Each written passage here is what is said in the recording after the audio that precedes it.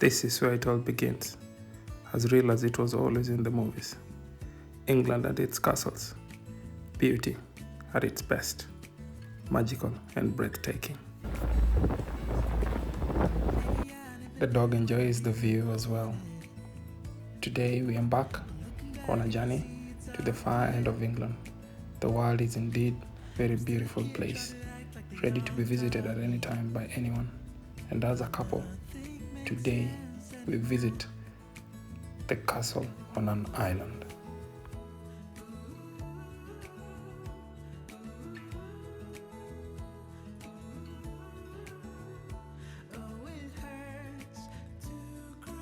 From the mainland, an iconic path leads you to the castle through a village and ushered in by a very supportive team. St. Michael's Mount is an important feature in Cornwall's crown. Legend has it that this place was inhabited by a giant, and a young boy named Jack rose and killed the giant. This all is backed up by an iconic art gallery shop that really shows the monarch's life, from their life back then in West Cornwall, how they came to be, how they came to exist. The monarch's lifetime history has been stored in form of pictures that have been mounted on the walls in the art gallery that has been allowed to the public to come and view it from the mid-19th century. The castle was later inhabited by the Urbins family in the late 16th century, and they used to be farmers. They used to do fishing as well, and they used to be traders since they lived on an island that was an opening market to the outside world. All this has been shown on the walls, explaining how it all happened back in the day.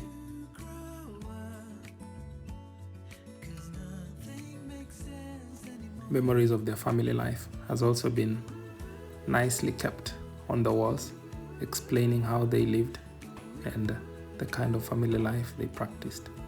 All this is open to the world now.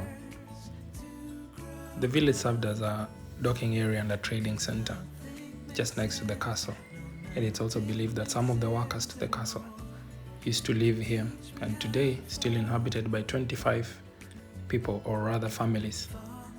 This shop, they could get to buy foods, drinks, and any kind of stuff that they wanted, and this made them have a sense of belonging and stay connected to the entire world as a whole. The partnership of the Urbins family and the National Trust opened its doors to the outside world, tourists and the locals trickling in every single minute of the day, and round the year it's believed more than 350,000 people get to visit this place.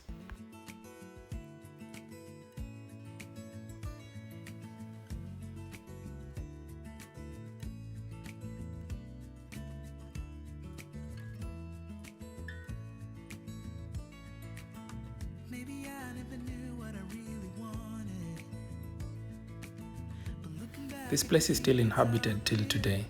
They've also got their restaurants and eateries where they can buy their food and get their hot drinks, and also benches where they can just sit, have a chat, and interact with the outside world. On either sides of the island, you can still get access to the sea, and you can also get to view the castle from all angles round the entire island. This place is an iconic place. We couldn't believe but just stare to the wonders of nature. Indeed, England is a beautiful place.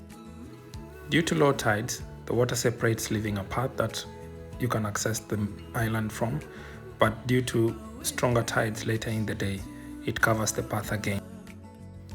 There is also a private graveyard for the monarch's family. All the kinship family members have been buried here from back in the day, and some of them date to early 19th century. What an amazing way to ensure family still goes on even in death. Wow, we couldn't help but just imagine how life used to be back then. Private gate and pathway were created away from the public one, which means if you wanted to access the king or the monarch's family and you are a VIP, Your way in was a different one, and from our gazing, seems life was really nice and beautiful to them.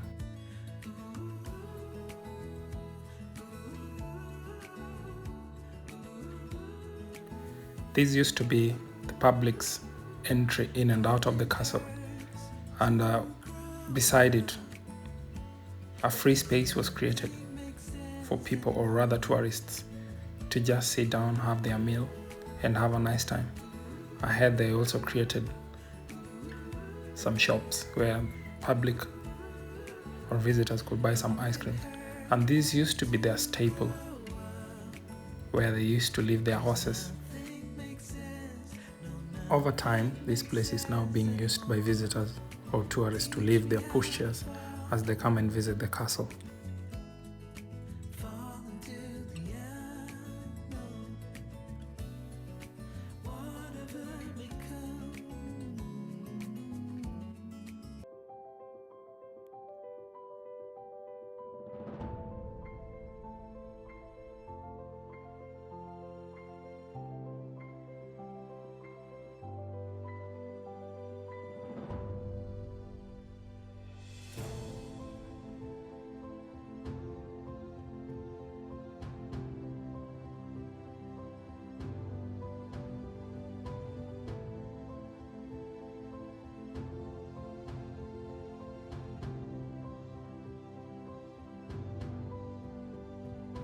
This was and is still being used as the official docking area for the castle and the village. From this side, you can also access a very beautiful view of the castle and its surroundings. They still have got some kind of vehicles that bring in food, bring in stuff from the outside world, and also carry the boats into the water. I have always loved to travel, and now that I'm doing it with my husband, I feel so blessed. As a little girl growing up in Kenya, I've always dreamt of being in London, and now that I'm here, I'll cherish every single moment.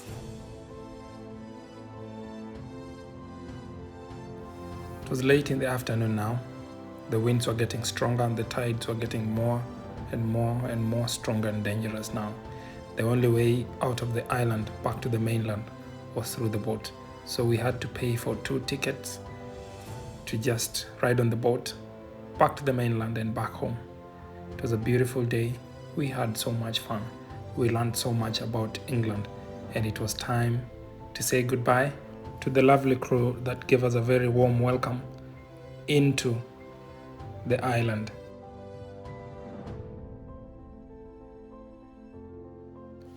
Growing up in Kenya as a young lad, I always had a dream of one day traveling around the world to see and explore the world out there, because I knew for sure the beauty that is out there can never be matched.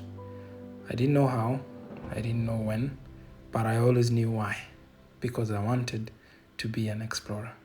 Doing this with my wife is not only a dream come true, but something that was always in my vision. Today, we have got to experience another side of England, a side that rarely is shown to us out there. What I would like to urge the people and the community out there, go out there, take the risk. There is nothing that is as good as seeing the things that you always have as an imagination, because for sure they are existing out there.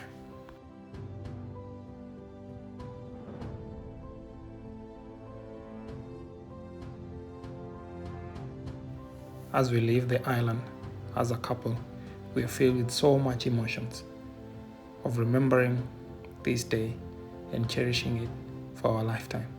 But we know this is not the end. This is just the beginning of our life, and we're just ready to take it and live with it, explore the world, and see how beautiful this place and this planet is. Ready for our next adventure. That is how our story begins.